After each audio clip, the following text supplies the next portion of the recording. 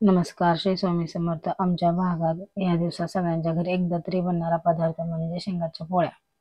मी शेंगाच्या पोळ्या बनवत आहे. आज रथसप्तमी आहे म्हणून नैवेद्यासाठी बनवत आहे. ते बनवण्यासाठी मी इथं गूळ घेतला आहे. अर्धा किलोपेक्षा थोडासा कमी गूळ आहे. तो गूळ मी आता बारीक पत्ता कापून घेत आहे. पाराने जर फोडला तर खाली हादरे बसतात म्हणून असं गूळ बारीक कापून झाला आहे. शेंगदाणे पण अर्धा किलोला थोडेसे कमी होते आणि मिक्सरला बारीक करून घेतलं आहे. हे बघा असं मनानं मुद्दा मुद्दा झालेला आहे त्याचा.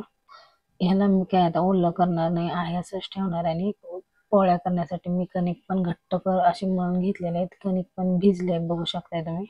आणि घट्टच लागते कारण त्याचं सारण पण घट्ट असते म्हणून शेंगाच्या पोळ्याची कणिक घट्टच असते म्हणून मी पण घट्टच ठेवली आहे कणिक.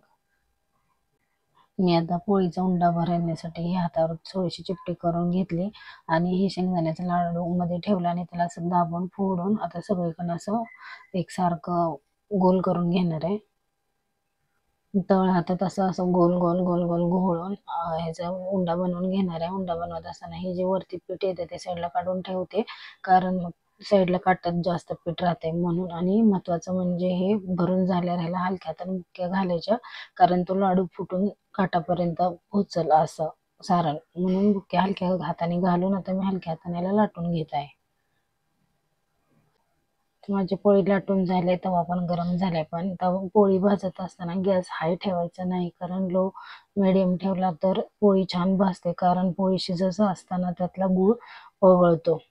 गूळ पगळल्यामुळे मग ते पोळी फाटण्याची पण शक्यता असते नाही तर तव्याला चिटकण्याची शक्यता असते म्हणून मिडियम गॅसवर भाजायचे. बघ असं गूळ गुदगुद शिजतंय. शिजला की आणि तिथंच राहतो तो शिजून त्यामुळे पोळी खुसखुशीत पण लागते. तुम्ही बघू शकता कसा गूळ शिजतोय.